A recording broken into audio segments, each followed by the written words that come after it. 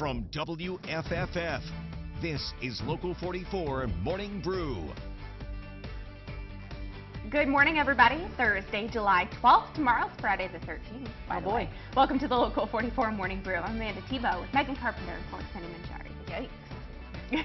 I just had to point that out. Yeah, Fair good point. Some people don't realize about that. First up this morning, the UVM Nurses strike is on and started about an hour ago. Local 44's Stacey DeSilva is live in Burlington. Hi, Stacey.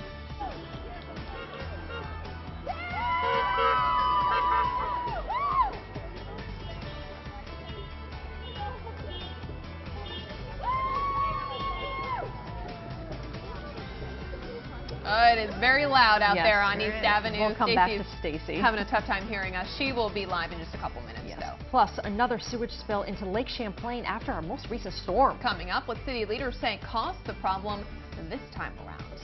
And nothing but sunshine out there. Again. Right. Tomorrow, maybe Friday the 13th, but there are no weather tricks coming your way. We've got smooth sailing today and tomorrow. Let's take high up to Whiteface. Let's do it. Ready? Yeah. This is going to be the fastest trip ever. We're just going to zoom on up there. We've got beautiful blue sky and a few fair weather clouds. So wouldn't it be nice, if hiking was that easy?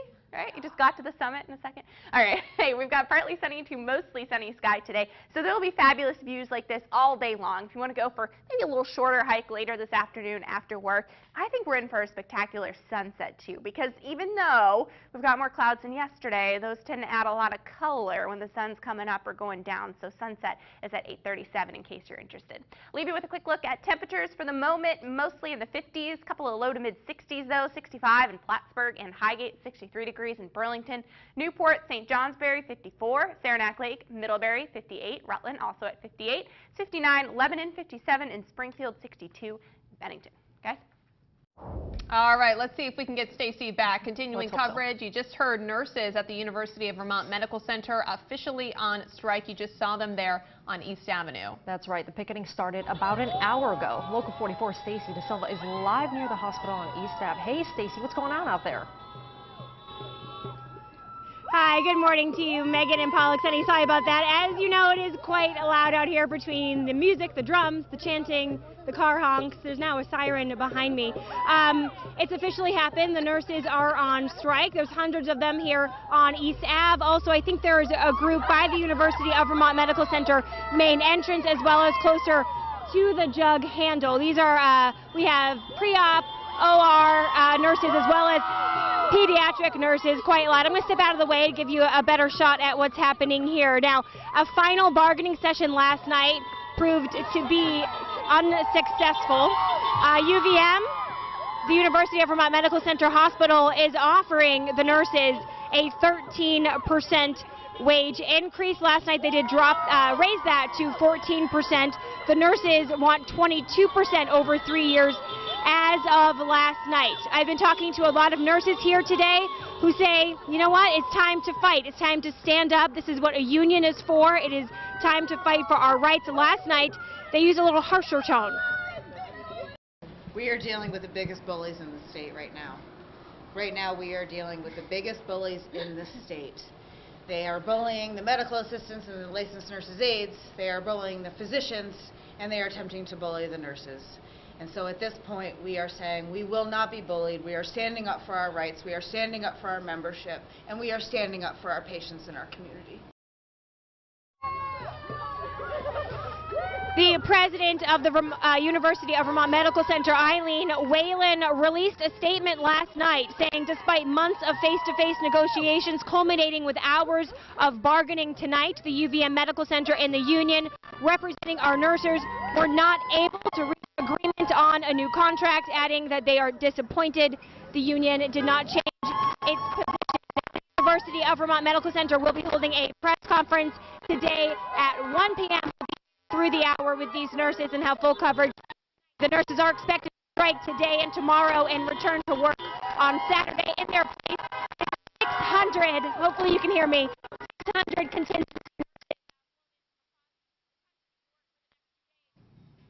We lost Stacy there. Yeah. It is so loud. I think there might be a little bit of an audio issue too. Okay. But just to reiterate what she just said, the nurses will be striking for the next 2 days until 7 a.m. on Saturday. I believe she also said there is a couple hundred nurses being flown in from elsewhere to take the place of these nurses that are on strike. Yeah. We'll see if we can get her back though at 8:30. In the meantime, a vigil held last night in honor of Courtney Gabrielle at City Park in Barrie. Gabrielle was shot on July 4th by her ex-boyfriend Luke LaCroix, as we've reported. Local 44's Devin Bates takes us to her vigil where many people came out to pay their respects. You could see both smiles and tears Wednesday night at a vigil for Courtney Gabrielle. The event was organized by a group calling themselves Allies for Courtney. They emphasized the vigil was a positive event created to remember their friend taken too soon. Courtney's friends say she was a woman full of life and energy. She loved fashion and traveling.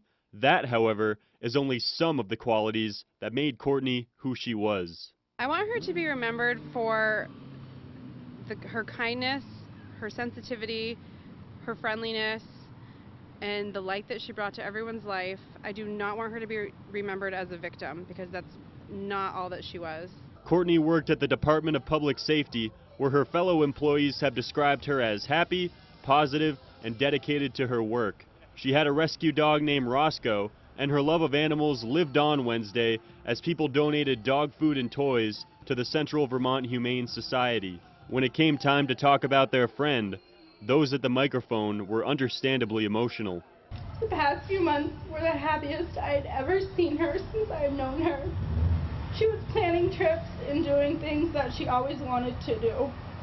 She was truly living her best life, and I miss her and love her so much. Devin Bates, Local 44 News.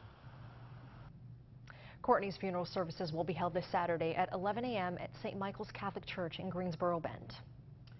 An update this morning on the missing kayaker from July 2nd. Vermont State Police say they have recovered 41-year-old Eric Plett of Weehawken, New Jersey. Police say a sonar detected the body yesterday afternoon near Shelburne Point. An autopsy will be done through the medical examiner's office that will also confirm the ID once and for all. Plett was last seen holding onto his overturned yellow kayak in the area of Dunder Rock. A fundraiser to support Stephanie Schaefer took place last night as family and friends gathered at Texas Roadhouse in Williston.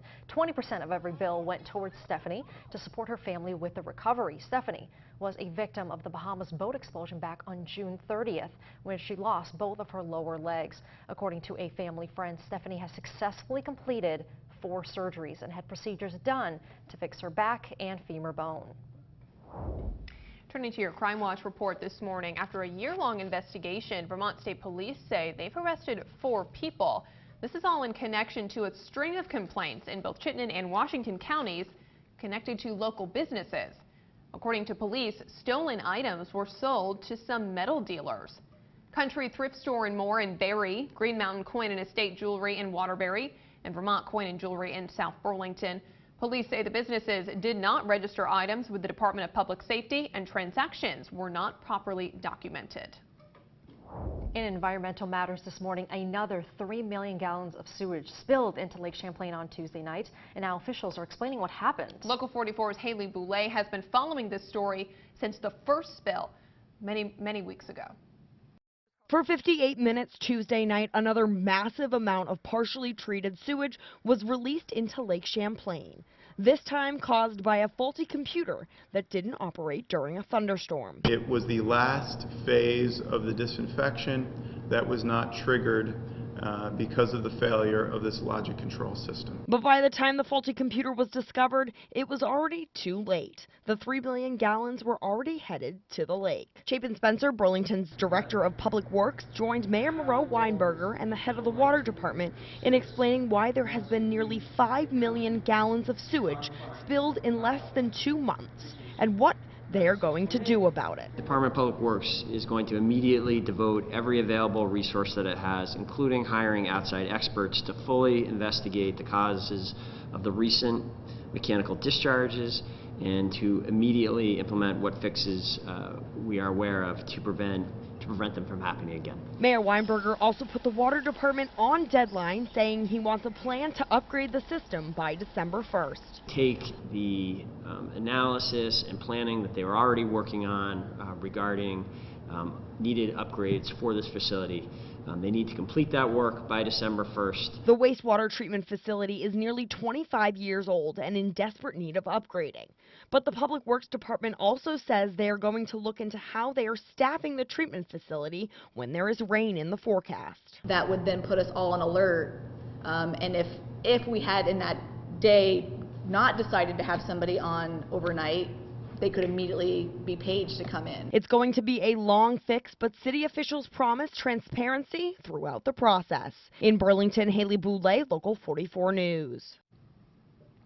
You should also be aware that Blanchard Beach, Blodgett access area, and the Coast Guard boat launch, as well as Perkins Pier, are all being tested for higher levels of bacteria. Though nothing has been detected as of now, individuals with weakened immune systems should proceed with caution. Giving unconditional love to dogs who need a little help walking around. Just a little help. Keeping up with a woman who goes out of her way to enhance the quality of life for disabled dogs. She's a force to be reckoned with. You're watching Local 44 Morning Brew, local news that matters.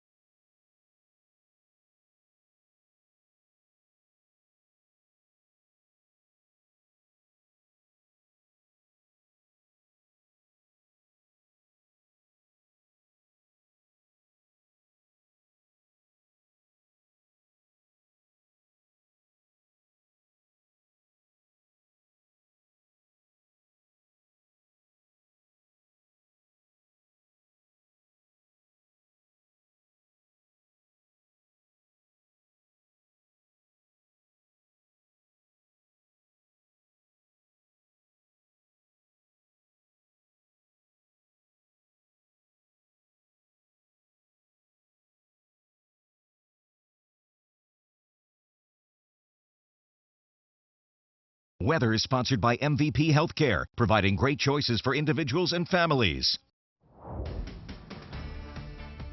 8:13 this morning, all pretty quiet on the weather front. We've got high pressure off to our north, giving us a mix of sun and clouds today and tomorrow as well. More clouds and a chance for showers by Saturday. Of course, our busiest weather that we saw this week was a front that moved through and brought a couple of thunderstorms. That has helped keep and steer Tropical Storm Chris away from our neck of the woods. It's way offshore, almost 300 miles east of Halifax, Nova Scotia, and no impact for us. Instead, it's that high pressure to the north that's given us this phenomenal weather. Now, there will be some more clouds this afternoon. We started the day with clouds.